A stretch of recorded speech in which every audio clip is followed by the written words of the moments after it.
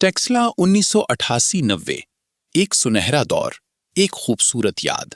किस्त 4।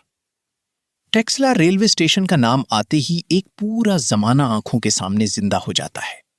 1988 से 1990 का दौर वाकई टेक्सला का सुनहरा दौर था, जब जिंदगी में सादगी थी, माहौल में सुकून था और लोगों के दिलों में मोहब्बत बसती थी।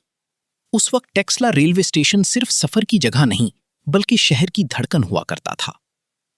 रेलवे पुलिस चौकी टेक्सला के साथ बना वो पानी का हौज आज भी माजी की एक खूबसूरत निशानी महसूस होता है, जहां तांगों की घोड़ियां पानी पीती थीं। स्टेशन पर खासा रश रहता।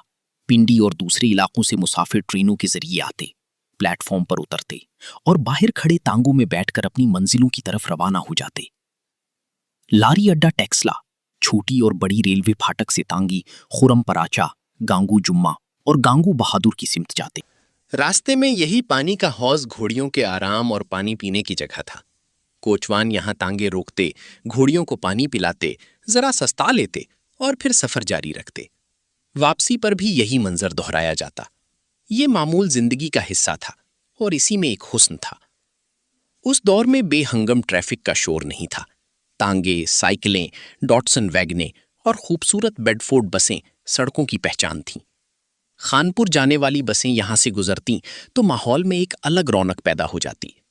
सवारी सादा थी, आसाइशें कम थीं, मगर दिलों में अपनायत बहुत थी। टेक्सिला रेलवे स्टेशन के साथ रेलवे की वो इमारत भी अपनी एक अहमियत रखती थी, जहां अलग टिकट घर मौजूद था। दूर दराज से आने वाला सामान और माल बर्दारी की चीजें भी यहीं वसूल की जाती थीं। स्टेशन सिर्फ सफर का मरकज नहीं, बल्कि तिजारत, मील मुलाकात और रोजमर्रा जिंदगी का एक अहम हिस्सा था। उस वक्त टेक्सिला की आबादी कम थी, माहौल पुरअमन था। दरख्तों की छांव, खुले रास्ते, सादा लोग और खुलूस से भरा मुआशरा, ये सब मिलकर एक ऐसा दौर बनाती थी जिसे आज याद करके दिल भर आता है। आज जब हम उस जमाने को याद करते हैं तो महसूस होता है कि सहूलतें शायद कम थीं, मगर सुकून ज्यादा था। जिंदगी आहिस्ता चलती थी, मगर खूबसूरत थी। आज भी टेक्सिला रेलवे स्टेशन, पानी का वो हौज, तांगों की टापें, कोचवानों की आवाजें और बेडफोर्ड बसों की आमदोरफ्त यादों में जिंदा हैं।